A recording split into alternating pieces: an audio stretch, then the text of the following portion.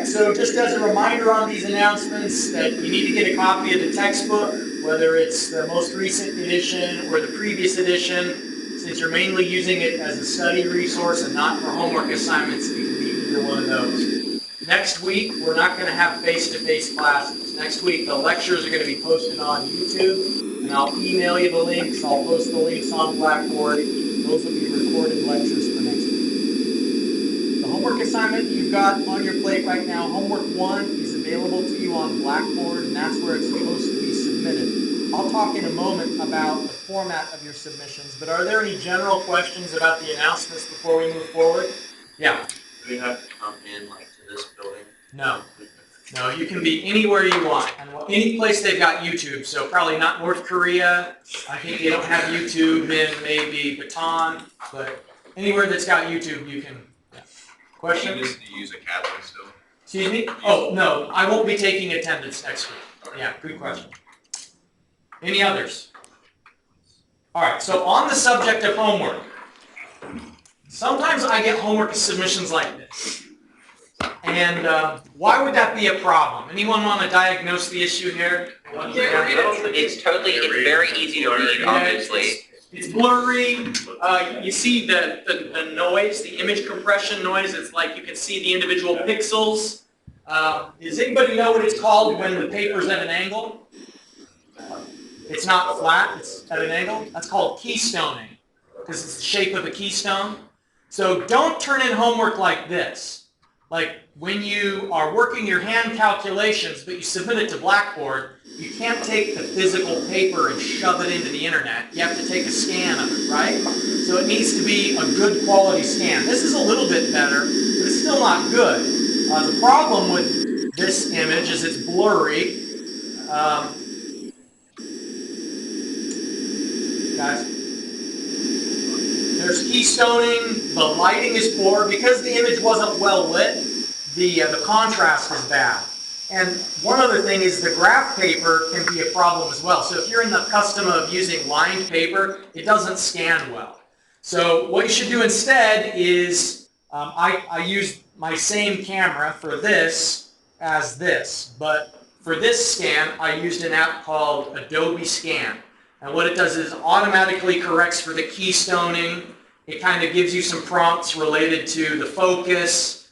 And if it's well lit, you'll have good contrast. You'll notice that it's not lined paper, and so that makes it so it's less visually distracting.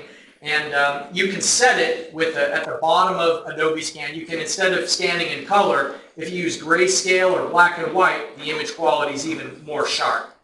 So please make it a good quality scan so that the grader can give you credit for your work. So the apps that I've seen used well in the past are Adobe Scan. There's another one called Cam Scanner. Either of those are available for both Android and iPhones, and they work well. If you want it to be a really sharp, high-quality image, you can use a flatbed scanner. Now, what you need to upload is a PDF. If you submit a JPEG file, it won't be graded. And the reason for that is there's 63 students in the class, and the whole assignment needs to be in one file. Because for whatever reason, Blackboard does a really poor job switching between files. And so if you have 5 pages and it's 5 different JPEGs, it's just not practical for the grader to go through 60 assignments where some of them are being submitted one file per page. So make it a joined PDF, otherwise it can't be graded. And also, it's really appreciated if you put the problems in order. So, you know, if there's 10 homework assignment problems, when you scan it, make problem 1 go first, and then problem 2, and then problem 3. I think you probably get the pattern. You know, like if it's problem 1, then 7, then 8, then 3, it just makes it even trickier for the grader, and we just need to find every efficiency we can because of the big class this semester. Yeah? Adobe Scan, is that something where you can input a photo and then it brings out a PDF? Yeah, you can either use an existing photo or it has like a photo app built into Adobe Scan. Oh, okay. So you can use either an image that's in your gallery or take a picture right from the app. Now, do students have... Sorry, it's free, and it's a free app, by the way. Do students have a place where they can access a scanner? Well, each of the departments has a photocopy machine that can create PDFs, but probably most departments aren't going to have the ability for students to be using that. So Adobe Scan. The app's the best way, yeah. Just to clarify, it seems like as long as it's readable, it's okay, but like I have on my iPad, as long as you can submit a PDF file, doesn't matter if it's line or graph, if it's a PDF file. You mean you're like doing text capture on your iPad? Well, it's just I'm just using the pen to write homework out like this. Mm-hmm. Yeah, that's fine, except for that I have sometimes seen PDFs that, like for whatever reason, the writing was all screwed up. So like if it's there, that's great, but over the summer I had some students working for me, and one of them would write PDFs like with handwriting capture, and sometimes it didn't work. What app did you use for that? Krista? You know, like your time cards? Oh, I just did it on Notes. Notes. So don't make a PDF with notes, because that didn't come through correctly in some cases. Yeah. Can we get an Adobe license through the school so we can modify PDFs? I think the university does have Adobe site licenses, but you don't need it for Adobe Scan. Adobe Scan is free. Yeah. Other questions? All right. So you may want to practice, you know, like if you feel really uncertain and anxious about making the PDF, you can create one and email it to me, and then I'll give you the thumbs up on whether it's okay, whether it's going to pass muster. But I think for most of us, you know, like it's hard to make a bad PDF with Adobe Scan, as long as you just, you know, aren't taking pictures in the dark. All right, upload the file to the correct location. What I mean by that is right now there's 2 homework assignments posted in our class page. There's homework 1 and homework 2. I put homework 2 out just so you can get a head start on it if you finish the first assignment. Don't accidentally submit homework 1 to the location for homework 2. Just pay attention to that. And you know, make sure that you're uploading the correct intended assignment. Sometimes, like for fluid mechanics, I'll end up getting somebody who's submitting a geotechnical engineering assignment, you know, just because they haven't named the files correctly and they're not really paying attention to what they've uploaded. And like if you upload the wrong thing, you're not going to get a second chance later. It'll just count as one of the 2 freebies that you get through the semester. Same thing where if it's blurry. If you upload a blurry image, that doesn't mean that now you get another 3 days to work on the assignment. It just means you missed the deadline. And then I think does Blackboard give you a confirmation when you've submitted an assignment? I see some nodded heads. I don't really see the student view, so I don't know what it's like when you're working on Blackboard, but I think I've heard that when you submit an assignment, it says, yes, it went through. So there should never be any doubt about whether the file was uploaded and received by the server. Late work is not accepted, and as a reminder, the 2 lowest homework scores are dropped. So, you know, everybody forgets I'm lenient both on attendance and homework, and the extent of the leniency is 2 homework assignments being dropped. Any further questions on the expectations for homework submissions? All right. So last time we talked about interest. You had a question? Oh, sorry, I didn't notice that. Yes. How much of the work do you need shown for each question?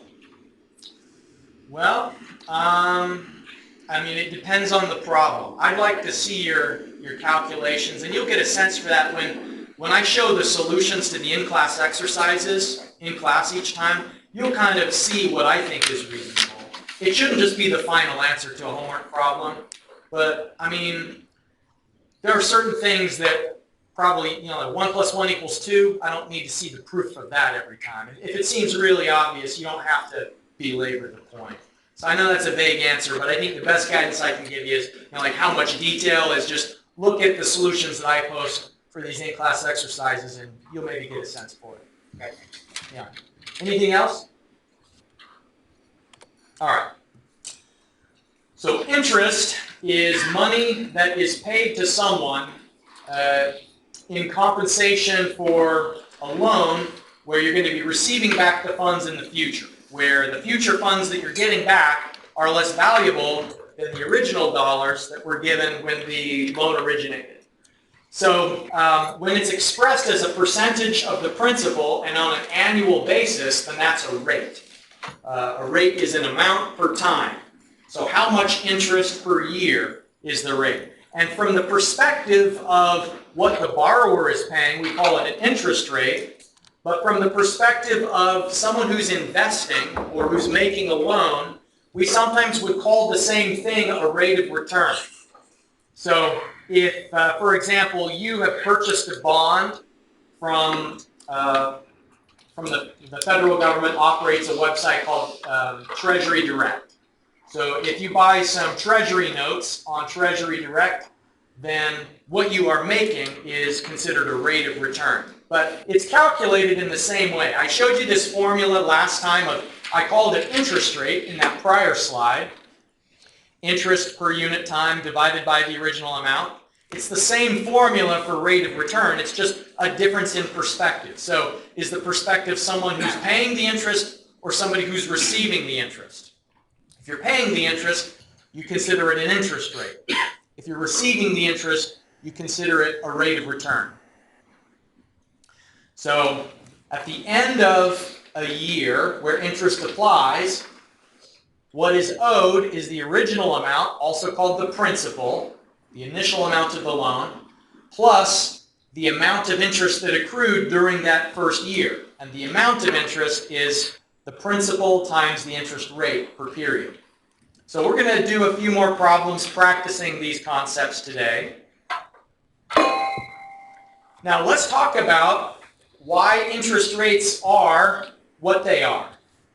And this is a figure that illustrates the concept that the more you borrow, the higher the interest rate may become for one individual investor, borrower. So let's just say that there's a certain company, Company A, and they want to borrow $2 million in order to finance new delivery trucks for whatever their business is. So from the figure, what we see is if they have $2 million borrowed, then they're going to have an annual rate of 10% they have to pay as the interest on the loan. But you can see from the curve that as the cumulative amount borrowed increases, then so will their annual interest rate. And I want to talk about why that is. So for example, if the same company borrows an additional $5 million, meaning now that they have $7 million cumulatively borrowed, and this time they're borrowing it to retrofit their warehouse, let's say. Now, the annual rate for $7 million borrowed would be 15%. So the question is, it's the same people, and for the same period of time, so it's 5 years for the $2 million and 5 years for the additional amount. So it's not that the duration has changed, and it's not that the person lending the money or borrowing the money has changed, but the bank wants more interest. So the question is why? Now, the concept here is that there's more risk and the bank wants to be compensated for that risk. So part of what they want out of the interest is they're worried that there's a risk of what's called default, that the borrower won't repay the loan. So as the cumulative amount borrowed increases, the risk is that you may not be able to repay the loan. You know, like when a bank is looking at whether or not to make a loan to a company, they'll maybe consider how many orders do you have? How many customers do you have? What do your products look like? How much inventory do you have in stock? They look at your history of sales and so on, and they make some assessment of how likely it is that this lender is going to be able to repay the loan. But as the amount borrowed goes up, it's harder and harder to make that payment. So for example, if I live on a Marshall salary, but I want to have a big multi-million-dollar house, it's going to be really tough for me to make that payment. Maybe eventually I'll get stretched too thin and I'll go into default. So the same is true for companies. And so there's this concept that interest is in part based on the risk that the lender evaluates when looking at the borrower. So just to review what interest is about, it's compensation for several different effects. Interest compensates the lender because of the time value of money. And this phrase, the time value of money, was introduced in our class meeting on Monday, where we talked about how in the future, dollars are less valuable than dollars now. And the reason why is that in the future, prices will be higher. Things are going to cost more because there's going to be a larger money supply in the future, higher prices. And so if I give you $1 today, that dollar can buy more things than it could in the future. So if you paid me back the same dollar in 10 years, I'm not going to be able to buy as many things in the future. So the time value of money is one thing that a lender wants compensation for the fact that when you're repaying the loan, the dollars you give them are less valuable than the dollars that they gave you earlier on. The second part of it is called interest rate risk. And we haven't talked about this yet, but interest rates are always changing. Does anybody know right now what a new home loan is for like a 30-year mortgage? If you were going to buy a house today, like approximately what's the going rate for a home loan? 7, 8, 9%. It's like 7%. It's much higher than it's been for probably the last 20 years. I remember when I first moved to Huntington in 2009, my loan was 3%. And it doesn't sound like a big difference, 3% versus 7%. But the way that loans work, a 30-year loan, and the way the interest is collected, you could basically double your payment by having an interest rate that's just a couple of points higher. So it has a huge effect on people when interest rates are high like they are now.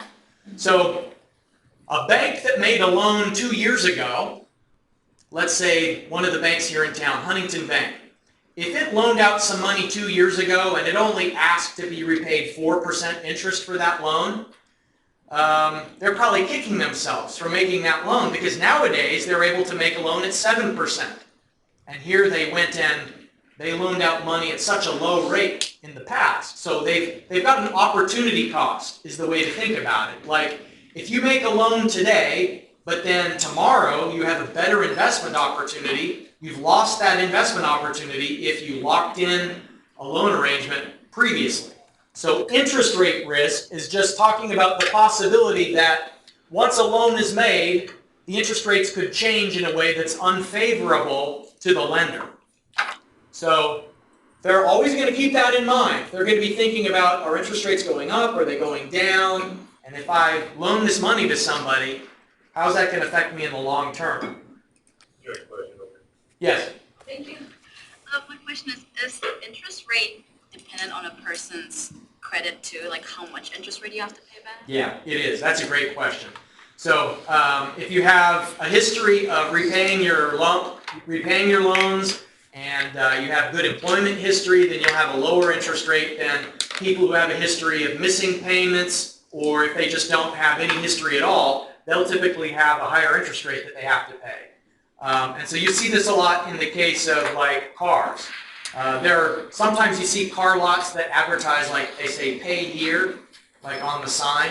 And what that usually is it's going to be a lot more expensive than if you do your financing through the bank, because car lots that specialize in pay here are typically targeting people with like no credit history or a history of missing payments, like a lower credit score, and then they charge higher interest rates.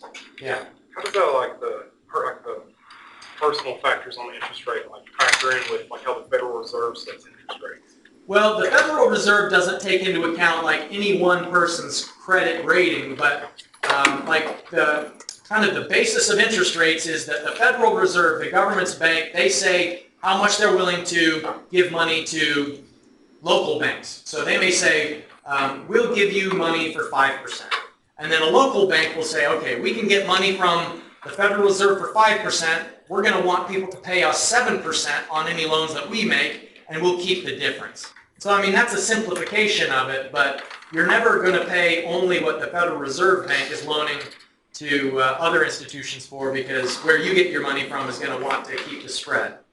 Yes. Is the Federal Reserve right now raising rates due to the fact that trying to combat inflation, to try to take more money out of the economy? Is that what it boils down to? Yeah. Okay. All right, so any questions about these three different types of why interest rates are what they are?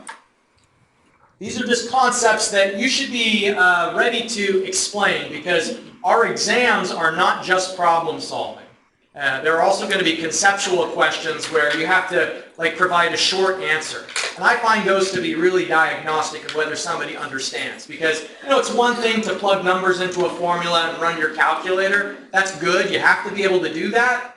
But if you understand something well enough to explain it, the chances are good that you're going to retain that information. So that's why I include on the exams, maybe 30% of the points will be on concept questions. And so it's good to understand, and we're talking about it now, but it's also really important for you to review the textbook to understand these concepts and to retain it. All right, so let's talk about the difference between simple and compound interest.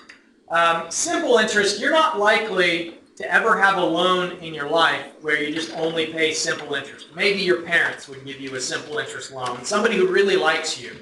Because a simple interest loan is just too generous to the person borrowing money. I'll show you the formula for it, but it's a pretty abstract notion because almost all loans would be collected on a compound basis instead. So in the case of simple interest, the formula is that the interest amount that you have to pay is the principal that you're receiving as the loan, the number of periods over which the interest accumulates, and then the interest rate per period. So P times N times I. So just as an illustration, putting some actual numbers into this, if the principal is $100,000 and the number of periods is 3, and the interest rate per period is 10%, meaning 0.1, then the amount that you'd have to repay is the interest amount plus the principal. So the interest amount would be $100,000 times 3 times 0.1. So every year there's $10,000 worth of interest. And then at the end, it's a single lump sum of the interest plus the principal. Now what simple doesn't say is it doesn't say these guys should pay interest on the interest. That's what compound interest takes into effect, is when at the end of each year, the lender kind of does a tally, sees what your tab is, and then the next year, interest is based on how much you owed at the end of the previous period. That's compound. In the case of simple, it's just simply the same interest amount each year. So the interest isn't snowballing. It's not getting bigger from year to year. The interest amount is the same every year. And because the lender doesn't get as much money, in the case of simple interest, loans generally aren't made on the simple basis. They're made on the basis of compound. Yes? Do the homework problems that deal with interest accruing over multiple years in homework 1 deal with simple interest or compound interest? Compound. Okay. Yeah. Good question. All right. So, compound interest is where the amount of interest you owe in a given period depends on the principal that you borrowed and all previously accrued interest. So the interest compounds or snowballs. Each year, the interest amount is getting bigger and bigger. Now that assumes that you haven't yet made any payments on it. So we'll talk about when you are making periodic payments, how that affects things. But just assuming that you took out a loan and then a few years later you're going to repay it back in a lump sum, we're talking about how you calculate what is that lump sum that needs to be repaid, let's say 3 years in the future. So in the case of compound interest, the interest amount in a given year is the principal that you borrowed plus all accrued interest. That means looking backward at all the previous years, how much interest accumulated but hasn't yet been repaid. You have to pay interest on the interest that you haven't yet repaid back to the lender. Now there's this formula that looks complicated, but it's actually not too intimidating. Let me just walk us through this. This is saying the interest rate that should be paid for a certain time period t.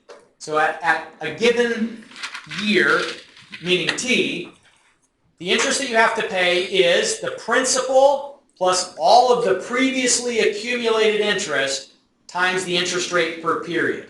So this summation is just saying from the beginning of the loan So that's J equals 1, up to the previous year, before this year.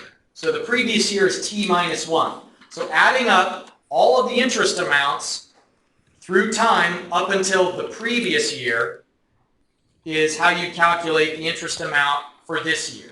So we'll go through a step-by-step that shows the application of this formula. You won't actually apply this formula in a direct way. This is just more for your conceptual understanding of what compound interest is. So let's just say $100,000, the same amount as before, but instead of being a simple, this is a compound loan. So how much should be paid back after 3 years? Well, it's going to be, at the end of the first year, 10% of $100,000. So that means $10,000 is the interest that accumulated during the first year. So let's do the tally at the end of the first period, and you owe $110,000. The principal plus all of the interest that's accumulated up till now. So at the end of year 2, how much interest is owed? You have to pay 10% of the previous total. So now during the second year, your interest amount isn't $10,000, it's $11,000, because you're paying interest on the interest. You're paying interest on the principal and also interest on the previous $10,000 that had accumulated.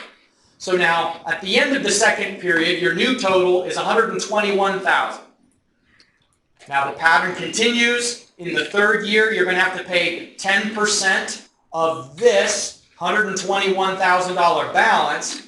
So $12,100 is the interest amount during the third period. So at the end of 3 years, then it's going to be the previous total plus the interest for the third year. So $133,100. So rather than $130,000 as the repayment amount, which was the case for simple, in compounding interest, it's $133,100. So it's better for the lender, and that's why they like compounding interest. It works well for you too, though. It's not just the bank that compounding works for. If you start saving money early on, like money for your retirement, putting away money when you're young will compound for so many years that it has a huge effect if you save early. And we'll talk about that with the class project. I'm going to try and kind of make the point early that it pays to save, especially when you're just getting started in your career. So compounding can hurt you or it can help you. Sometimes it'll do both. Any questions about this illustration? So the interest amount in the third year was $100,000 plus $10,000 from the first year, $11,000 from the second year. So the $12,100 included the principal plus all of the previously accumulated interest. So that's just applying this formula here. It's saying the summation of the prior year's interest would be the first year's interest, the second year interest, when you're calculating the third year's interest. All right. There's also this language that distinguishes between nominal interest and effective.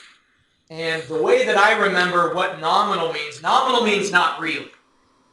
So just keep that skeptical, not really in the back of your mind. Now, nominal interest is when the interest is compounded more than once per period, but it's quoted on an annual basis. So just as an illustration, if you have 16% interest per year, but it's compounded quarterly, it's going to have an effective interest rate of more than 16% per year. So the effective interest is when you take that into account. So if it's 4% per period, per quarterly period, and then at the end of each quarterly period, they determine how much interest is accumulated during that period. And in the next period, you have to pay interest not just on the principal, but on the interest amount during the period. Then that is how you would calculate effective interest. It's just when compounding occurs more than once per year. So here's the formula for it, and let's use that example of 16%. So if they say 16% nominal interest, how much is that as effective interest? So you can see that R here would be 0.16. You need to express it as a decimal. M is the number of periods per year. And if there's 4 quarters per year, then we use M equals 4. We want to find out the effective, I effective, for this nominal, not really, 16% per year. They say it's 16% per year, but not really, because what we have is 1 plus 0.16 divided by 4 to the power of 4 minus 1. Okay, so that is 1.04 to the power of 4 minus 1.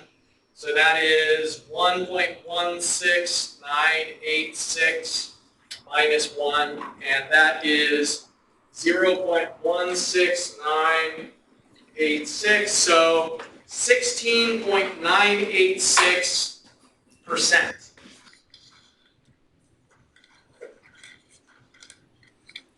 So they're pretending like you pay 16% interest, but really you're making payments that work out to closer to 17% interest if you take into account the intermediate effect of compounding. So that's nominal versus effective. You know, the bank wants to advertise that it's an interest rate of 16%, but if you actually take the compounding effect into account, it's closer to 17%. They also do a similar thing on savings accounts. Banks love to advertise what is the APY on their savings account, the annual percentage rate that you'd earn if you leave the money in the account. So when they say, you know, you can make 5% on your savings account with us, you only make 5% if you leave the interest in the account, and the interest gets paid on the interest. Your actual effective interest rate would be lower if you withdraw the interest rate, the interest that they're paying you each month in a savings account. So these are just definitions that you need to be aware of. There's already in homework 2 a couple of problems, for example, that use nominal and effective terminology, and a problem similar to this one. We'll work one in the in-class exercise today as well. One last formula I wanted to show you is a weighted average. I mean, this is maybe a basic concept that it's been a while since you saw. You know, most of you have moved on to calculus and beyond. So this is a really simple idea, but it's just a weighted average means that you need to take into account the amount of something that is at a certain condition. So, for example, if you have your money in an account that pays 3%, and you have some of your money in an account that pays 20%, and some of your money in an account that pays 25%, to know the overall average interest rate that you're earning, you can't just add those together and divide by 3. You have to know how much money is in each of the accounts. And so a weighted average just takes into account how much of something, for example, is earning what interest rate. So if you want to copy down this formula, you're going to need it for the in-class exercise. And in fact, maybe I'll just hand that out now and leave this formula up for a moment so that you can copy it onto the page. Let me give you the in-class exercise.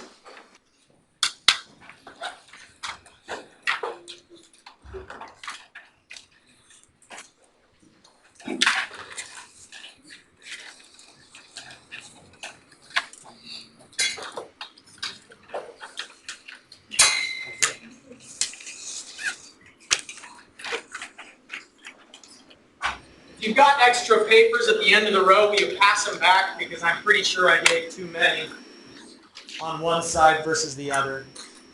Okay, so this formula is what you're going to need when you come to problem 3, which is on the back side of the paper.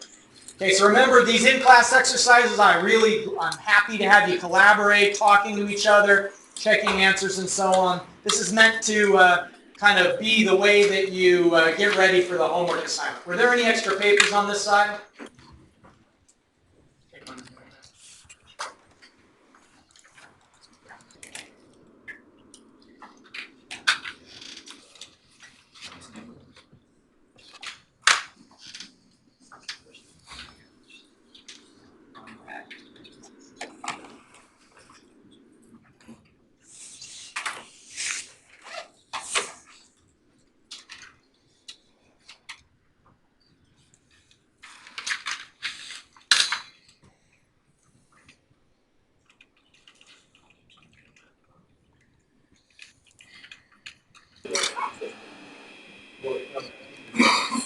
By the way, I also record the answer to these in-class exercises in the video that gets posted on YouTube.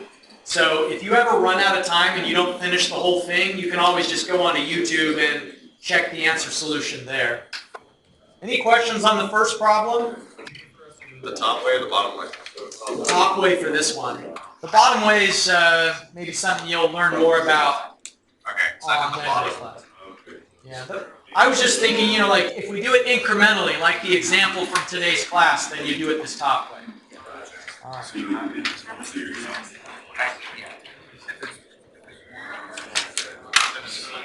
Here's the solution to number 2.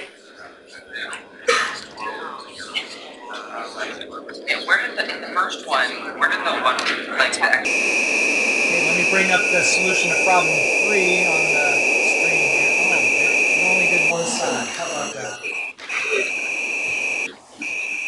Give me a moment and I'll bring it up. Solution to 3 and 4. So the interest rate is 5.99%. That's so small, right? Let me see if I can get it open. That's better. Okay, so 5.99% is the weighted average.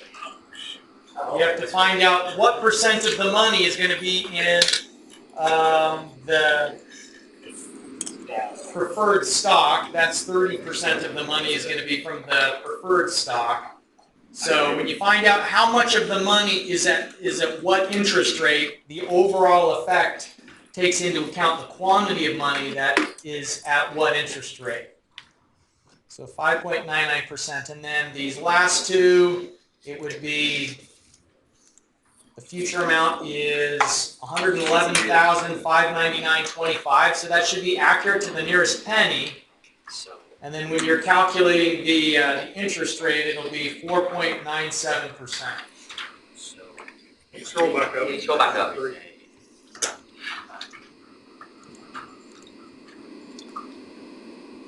So how often, you said compounding every day. What? You said compounding every 3 often does it just the compounding.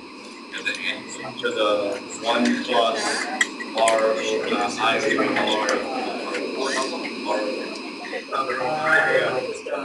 over R and the N doesn't apply to problem 3. Okay, so that's all the time we have for today. It's 12:50. I need to let you go. So remember that the solutions to these in-class exercises, you can review them on the lecture video. If you need to take a look at a certain thing, I'll see you in class on Friday. Are we going to worry about like the impact flow diagram?